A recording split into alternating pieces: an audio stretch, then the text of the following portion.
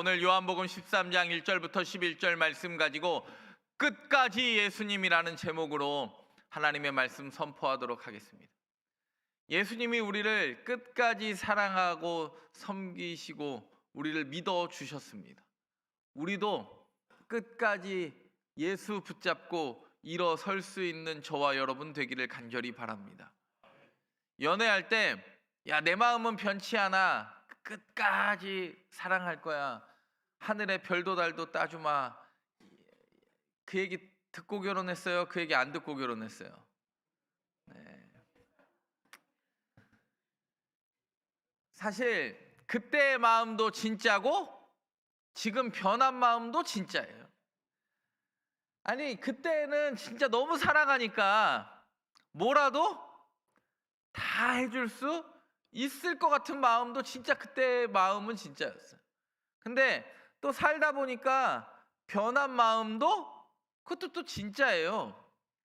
근데 오늘 본문 잘 보시면 오늘은 우리가 잘 아는 대로 어떤 본문입니까? 세족식 본문입니다.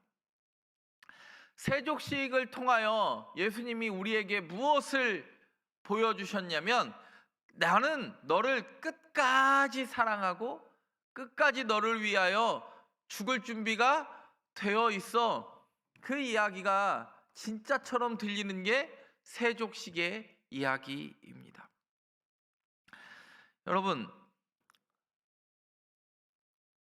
공간복음에 보면 이 세족식이 뭘로 등장하냐면 성만찬으로 등장해요. 근데 마태마가는 성만찬을 강조하는데 이 복음서의 마지막인 왜 요한복음은 세족식을 강조할까요?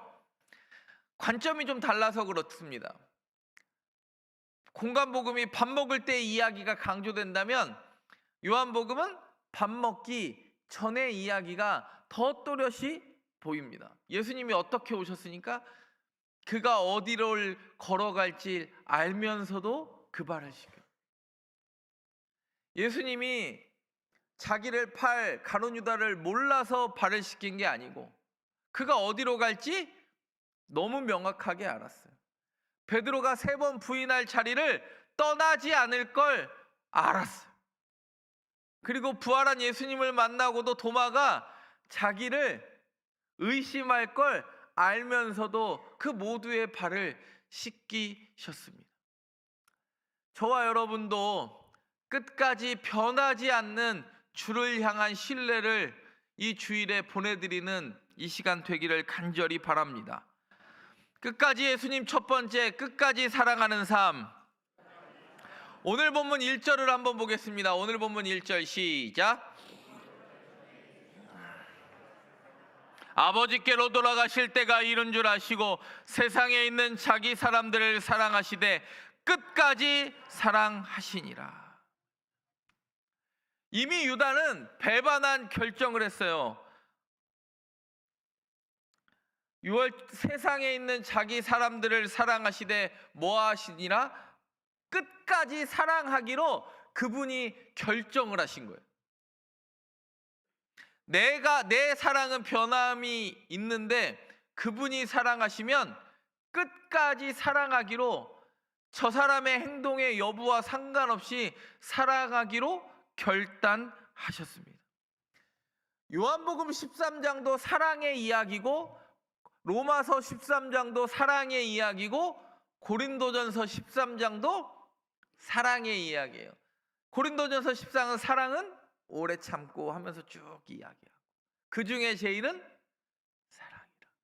로마서 13장도 사랑은 율법에게 악을 행하지 아니하나니 그러므로 사랑은 율법의 완성이라고 이야기했어요. 오늘도 제자들의 발을 씻겨주기로 끝까지 사랑하시기로 결정하면서 나중에 읽어보시면 요한복음 13장 34절에 뭐라고 이야기합니까? 새 계명을 너희에게 주노니 서로 여러분, 하나님이 먼저 구약을 통해 알려주신 건 뭐예요? 하나님을 사랑하고 이웃을 사랑하는 거였어요. 그리고 예수님이 끝에 이야기하는 건 뭐예요? 새 계명을 너희에게 주노니 뭐 하라고 그래요? 서로 사랑하라. 이게 서로 사랑하는 게 어려워요. 매우 어렵습니다. 내게 조금 공격적인 말 한마디 해도 그 사람이랑 밥 먹기도 싫고 말하기도 싫은 게 사람의 마음이에요. 그러나 예수님은요, 이 제자들이 어떻게 행동할 줄 알면서도 끝까지 사랑하셨습니다. 저와 여러분이 끝까지 사랑할 줄 아는 하나님의 백성 되기를 간절히 바랍니다. 사도 바울에게도요, 두 명의 제자가, 물론 여러 명의 제자가 있었지만 자기가 이제 죽기 전에 디모데후서에 보면 마가도 다시 오라 그러고 이야기하면서 디모데후서 4장 10절과 11절에 뭐라고 이야기하냐면, 대마는 세상을 사랑하여 세상으로 갔고 누가만 나와 함께 있었다. 바꿔 이야기하면 누가와 대마가 항상 사도 바울과 함께 있었는데 둘 다 잠깐 떠났다가 여전히 세상에서 돌아오지 않는 대마가 있고 다시 돌아온 누가도 있다. 여러분, 사랑이 참 잘 변하더라고. 저희 딸이 이쁠 때가 있는데 제가 보면, 물론 아빠의 잘못도 있겠지만, 언제 아빠한테 잘 와요? 맞아. 어떻게 아셨어요? 자기가 필요한 게 있을 때만 아빠한테 와요. 얼마 전에 이제 특세 장학금을 받았으니까 딸이 사고 싶은 게 있어서 지난주 주일날 예배 끝나고 그 특세 장학금 받은 친구들이랑 여기 몇 명이랑 이제 대학로를 갔어요. 저희 딸이. 그러더니 갑자기 주일날 오후 예배 끝났는데 딸이 와요. 제 딸이 저한테, 아빠, 오늘 나한테 뭐 해줄 수 있어? 그래요. 왜? 그랬더니 내가 뭘 살 건데 얼마를 나한테 보태줄 수 있어? 그래요. 그래서 제가 너무 괘씸해가지고, 아니 너 네 돈 주고 사, 너 돈 있잖아. 그랬더니 제 딸이 뭐라는지 아세요? 그 돈을 다 쓸 수는 없으니까 아빠가 보태주면 좋겠대. 그래서 제가 그랬어요. 야 딸아, 혜빈아, 너 먹여주고 입혀주고 잠장값 내놔. 너 그 돈도 안 내놓으면서 어떻게 아빠한테 뜯어갈 생각부터 해. 그랬는데 제가 돈을 내놨을까요? 안 내놨을까요? 정답. 용훈이 정답. 맞췄잖아요. 내놓을 수밖에 없어요. 누가 얘가 돈이 있는 걸 알면서도 내놔요. 왜요? 사랑하니까. 참 쉽지 않은 사랑의 삶을 살아요. 근데 저와 여러분이 주께서 우리를 끝까지 사랑하시기로 결심하셨던 그 결심처럼 저와 여러분도 끝까지 주를 사랑한다고 고백할 수 있는 신앙 고백이 있기를 간절히 바랍니다. 끝까지 예수님 두 번째 한번 따라해 보겠습니다. 끝까지 섬기는 삶. 오늘 본문 2절을 보면 이렇게 이야기합니다. 오늘 본문 2절 시작. 마귀가 벌써 시몬의 아들 가룟 유다의 마음에 예수를 팔려는 생각을 넣었더라. 여러분, 바늘도둑이 소도둑대요? 소도둑이 바늘도둑대요? 바늘도둑이 소도둑대요. 작은 일을 해본 사람이 더 큰 사고를 치게 돼 있어요. 여러분, 주일 한 번 빠져본 사람이 두 번, 세 번 빠질까요? 한 번도 안 빠져본 사람이 주일 빠져요. 빠져본 사람이 기가 막히게 빠지고, 한 번 빠지고 두 번 빠지고, 아예 이제 막 코로나 때문에 방학하고 온라인 예배 드린다고 출석 체크는 했는데 핸드폰은 저기 있고 여기서 누워서 자고, 막 이런 일이 발생하는 것 아니에요? 근데 마귀가요, 행동을 넣은 게 아니라 뭘 넣었다고 그랬어요? 생각을 넣었어요. 생각을 넣으니까 그 마음에 의심이 커져서 누구를 팔 때까지 가는 거예요? 자기 스승 예수를 파는 데까지 가요. 이 마귀가 언제 떠났던 마귀입니까? 누가복음 4장에 보면요, 예수님이 시험할 때 예수님이 그 모든 걸 말씀으로 이기시니까 마귀가 떠났다라는 표현을 써요. 그 떠난 마귀가 돌고 돌다가 어디로 다시 와요? 가룟 유다에게 생각을 집어넣어줘요. 근데 생각이 바로 행동으로 이어지지는 않아요. 의심이 싹트게 하고 아예 그 사람을 지배하게 만들어요. 가룟 유다가 생각을 해보니까 자기가 따라다녔던 예수가 하나님께 저주를 받아서 나무에 달려 죽은 걸 보니까 나를 구원할 것 같아요? 못할 것 같아요? 아무리 봐도 나를 구원할 사람은 아닌데, 가룟 유다가 보면 뭐가 자꾸 생각이 나요? 내가 3년 단위로 따라다녔던 시간과 여러 가지 것들이 생각나고 억울해요. 억울하니까 가룟 유다가 누구를 팔아요? 스승을 돈과 맞바꿔요.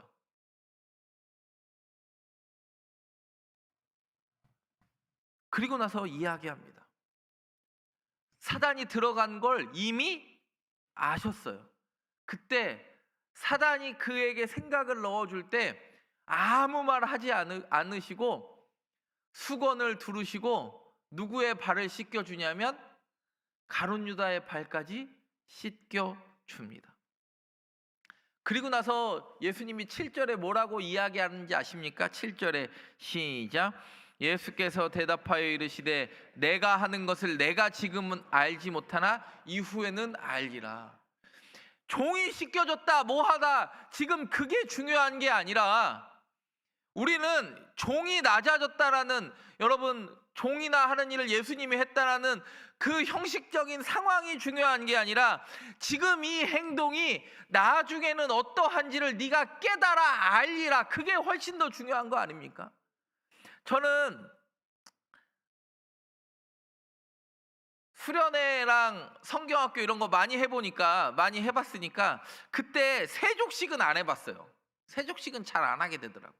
왜 안 하냐면 그게 너무 형식적으로 흐를까 봐.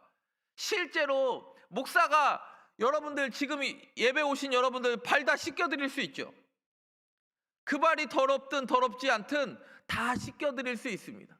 근데 제가 여러분의 발을 씻겨드리는 게 중요합니까? 제가 여러분과 저와 여러분 예수의 종이 된 게 중요합니까? 어떤 행사가 형식적으로 흐르지 않기를, 입술로 지나지 않기를, 그가 바라시는 건 지금 이 삶의 의미를 여전히 깨닫지 못했는데 이후에는 내가 이 행동, 내가 지금 이 섬겼던 의미를 깨달아 알리라 그래요. 그랬더니 제자들이 그것을 나중에 베드로도 깨달아 알고 의심 많았던 도마 어디 가서 죽습니까? 인도 가서 죽어요, 선교하다가. 베드로 어디 가서 죽습니까? 로마에서 십자가에 거꾸로 못 박혀 죽어요. 마가 어디 가서 죽습니까? 이집트의 알렉산드리아 가서 복음 전하다 죽어요. 수많은 제자들이요, 그때 발을 씻겨줬던 의미가, 아 주인이 내 발을 씻겨주는구나, 아우 민망해서 내 발 못 씻겠는데, 그 상황이 아니라 이후에 그 의미를 깨달아 하니 그가 걷는 모든 발이 하나님의 땅 돼요. 여러분, 하나님이 인간이 되시는 사건을 우리는 성육신이라고 이야기합니다. 주인이 종이 되신 사건을 우리는 세족식이라고 이야기합니다. 발을 닦고 안 닦고가 아니라 끝까지 예수님이 나를 위하여 섬기셨던 삶이 내 삶 되기를 원하는 결단이 저와 여러분 가운데 있기를 간절히 바랍니다.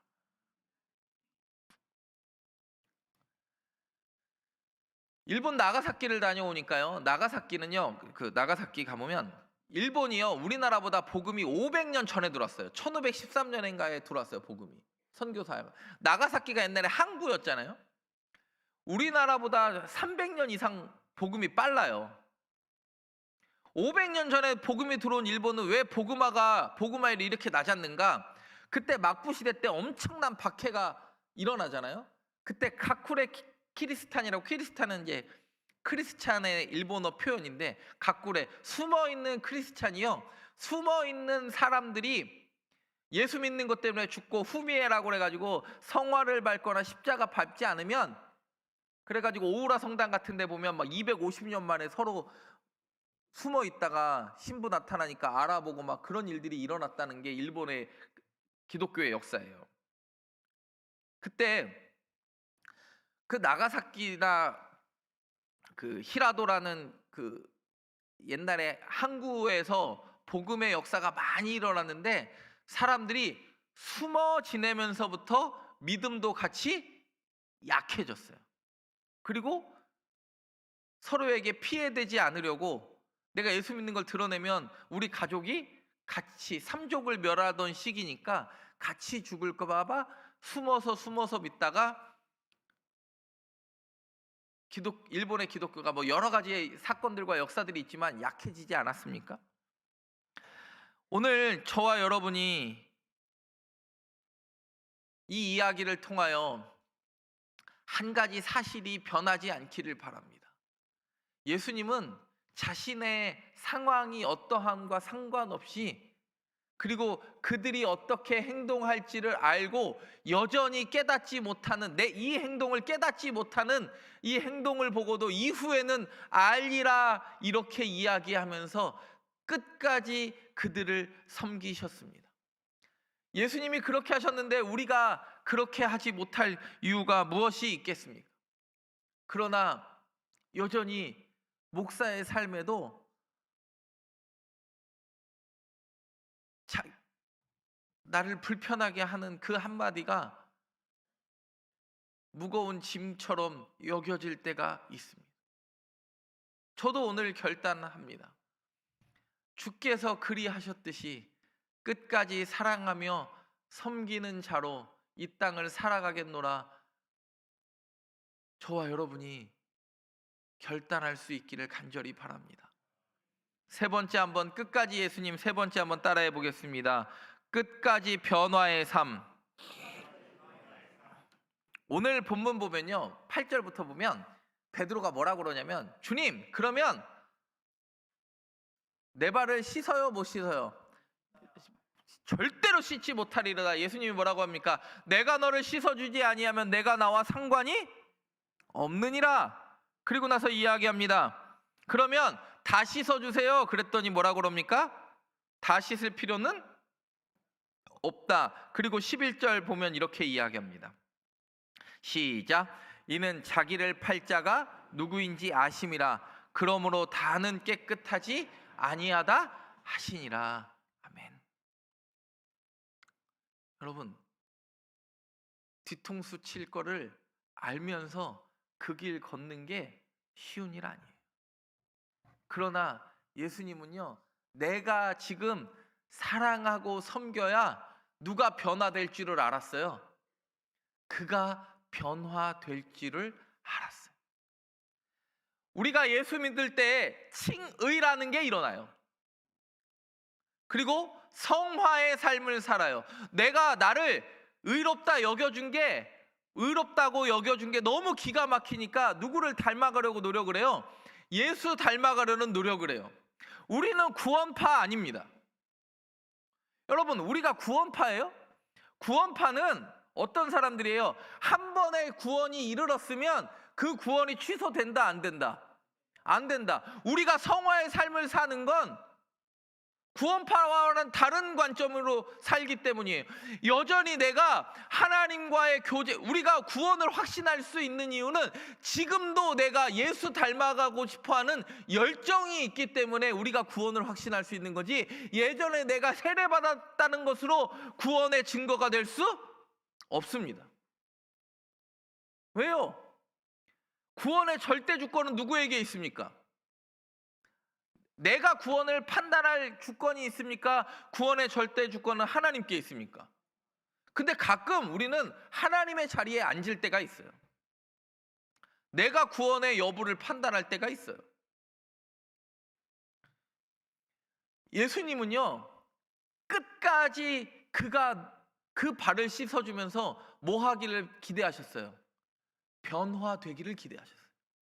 이 발이 잠시 후에 대제사장 집에 가서 나를 팔고 돈으로 나를 팔고 겟세마네에 와서 나를 배신할 줄을 알면서도, 그 걸음을 알면서도 그 발을 씻겨줬을 때, 나를 부인할 걸 알며 베드로의 발을 씻겨줄 때, 나를 의심할 걸 알며 도마의 발을 씻겨줄 걸 알고, 그리고 나를 떠나 각자의 자리로 흩어질 걸 알며 그 발을 씻겨줄 때, 여러분, 예수님은요, 지금 변화되지 않더라도 반드시 변화될 걸 확신해요.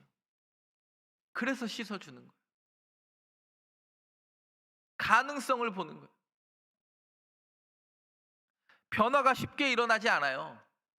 여러분, 베데스다 요한복음을 보면 요한복음의 베데스다 연못가에 나오는 38년 된 병자 보고 뭐라고 그래요? 예수님이 고쳐주고 나서 성전에서 다시 만나죠. 예루살렘 성전에서 다시 만나니까 그가 38년 동안 누워 있었던 의지가 뭐예요? 죄 때문에 그런 거 아니에요? 그러니까 뭐라고 그래요? 다시는 죄를 짓지 말라고 그래요. 그리고 가늠한 여인에게도 뭐라고 이야기합니까? 다시는 죄를 짓지 말라고 그래요. 왜? 나를 만났으니까, 예수님이 나를 만났으니까 변화된 삶으로의 결과를 예수님은 요구하시는 거예요.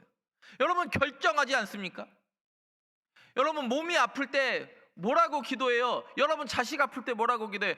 내가 이 자식만 한번 살려주시면, 나만 한번 다시 살려주시면 내가 하나님의 영광을 위하여 살겠습니다. 그 마음도 진짜지만 그 마음이 온데간도 없이 식어져 버린 것도 진짜예요.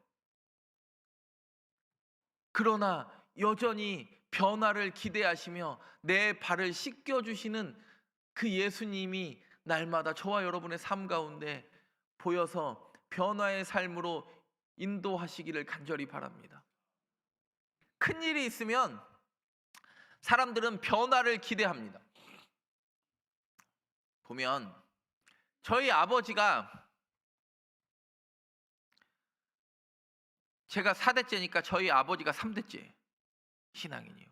우리 할머니가요, 얼마나 신앙생활을 시골에서 열심히 하셨는지, 할아버지가 그릇이, 예전에는 할아버지가 목사한테 뭐 자꾸 갖다 주는 걸 좋아했을까요? 안 좋아했을까요? 여러분 신앙생활 맡기고. 근데 할머니가 장을 보면, 수박을 사면 항상 6남매한테 집에 한 통을 갖다 놓고, 뭐 시골교회 옛날에 다 목사님들 가난하니까 그 자식들한테 이거 목사님 갖다 줘라, 그렇게 하면서 이제 신앙생활을 했어요. 근데 우리 아버지가, 이거 제가 아까 2부 예배 때 처음 이야기하는 건데, 우리 아버지가 술 담배를 좋아했어요. 아마 제가 술을 먹었으면 아주 말술이었을지도 몰라요. 근데 저는 술과 담배를 입에 대본 적이 없어요. 왜 대본 적이 없냐면, 어렸을 때 우리 엄마가 질려가지고 어렸을 때부터 저한테 뭐라고 그랬냐면, 요한아 너는 절대 술 담배 하지 마라 그래요. 얼마나 질렸으면. 근데 우리 아버지도 무슨 사건만 있으면 술 담배를 끊어요. 본인이 어디 아프면 끊고, 그리고 또 한 6개월 1년 또 잘 끊으시다가 친구들 만나서 항상 유혹을 한 6개월은 잘 이겨내. 그러니까 이게 신앙도 참, 6개월 잘 이겨내다가 또 친구들이, 야, 한 잔만 해, 오늘 먹고 내일부터 먹지 마. 근데 한번 또 들어가면 술이 나를 먹는지 내가 술을 먹는지 이게 모를 정도가 되잖아요. 그래서 저는 술 담배가 한 번도 해보고 싶다는 생각을 하지 않았어요.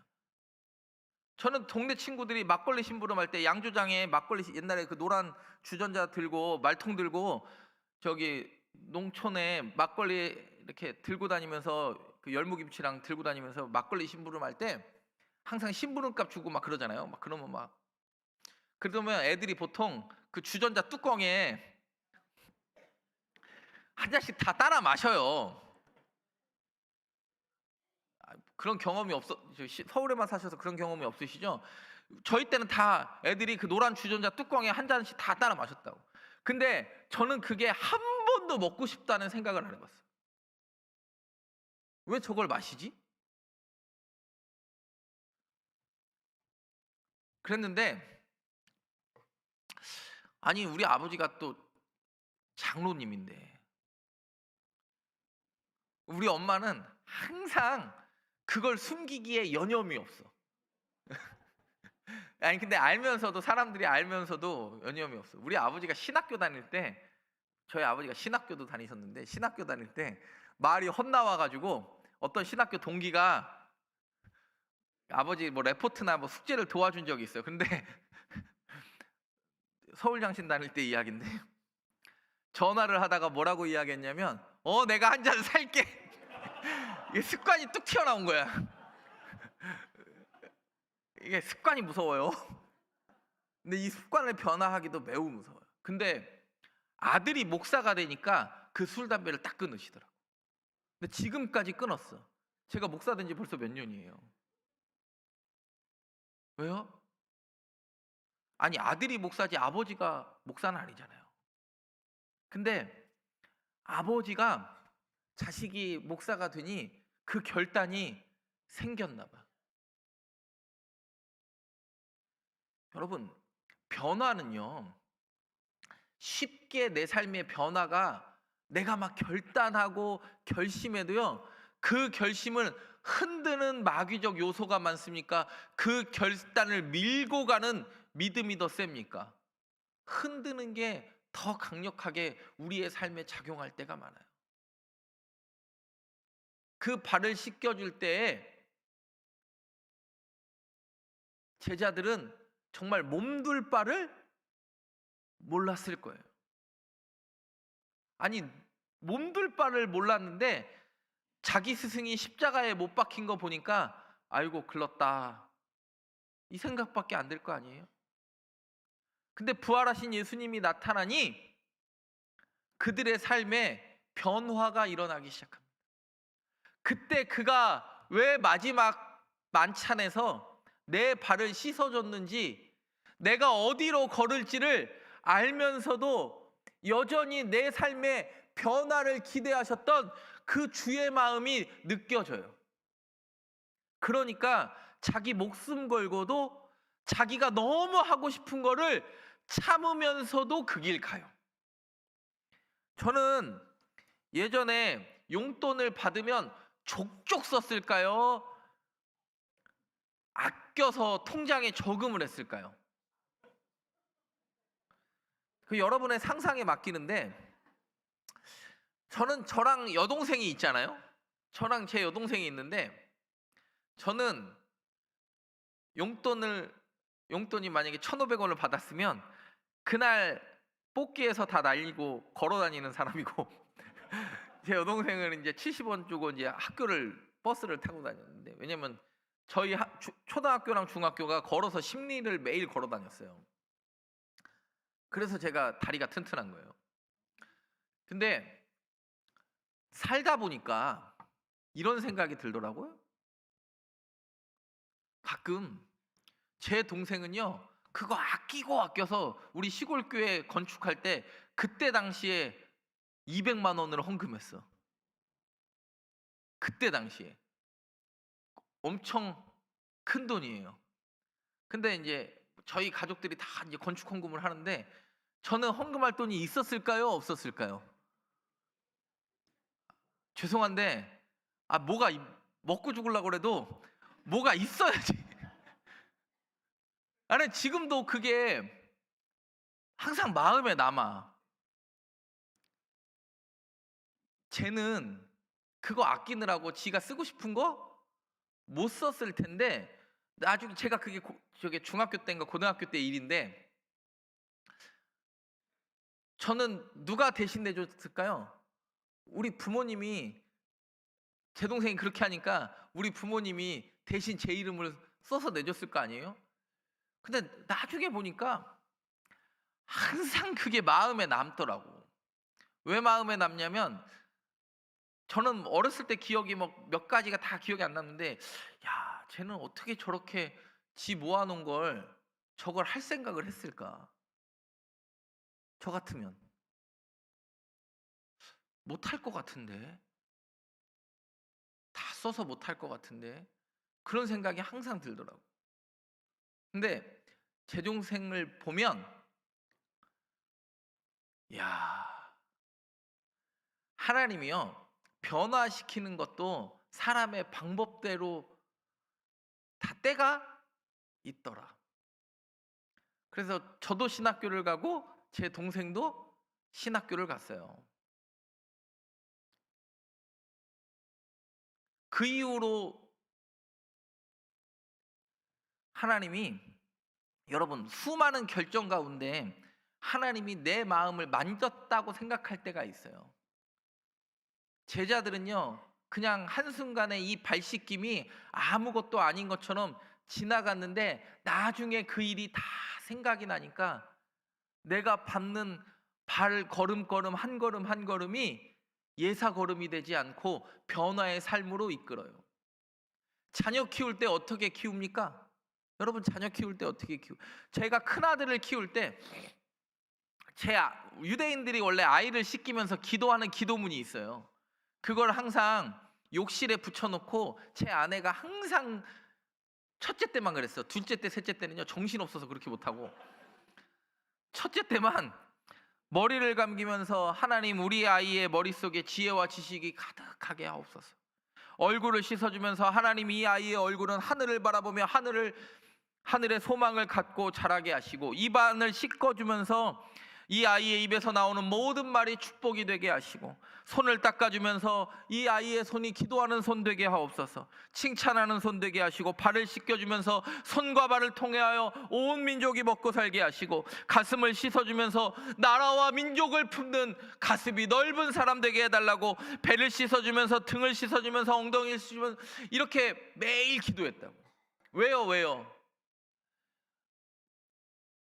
내가 이 아이를 책임질 부모여도 책임질 수 없음을 알기에 하나님이 이 인생을 변화시키고 붙들어 가려는 간절함이 있었기 때문에.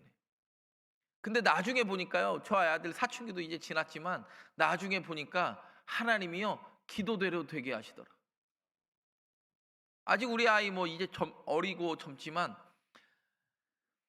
예수님이요, 그 발을 씻겨줄 때 그 결과를 아셨지만 그 이후의 삶도 변화할 걸 확신하셨고, 저와 여러분의 발도 지금도 씻겨주시고 계시는 줄 믿습니다. 끝까지 예수님이 사랑하며 섬기며 변화를 기대하셨던 것처럼 우리도 그 예수님을 끝까지 붙잡을 수 있는 저와 여러분 되기를 간절히 바랍니다. 기도하겠습니다. 사랑의 하나님, 끝까지 사랑하며 끝까지 섬기며 끝까지 우리를 변화시키는 주님을 바라보게 하시니 감사드립니다. 쉽게 멈추는 우리의 모습을 내려놓게 하시고 끝까지 예수님만 바라보며 살게 하옵소서. 끝까지 예수님처럼 살겠습니다. 예수님의 이름으로 기도드립니다. 아멘.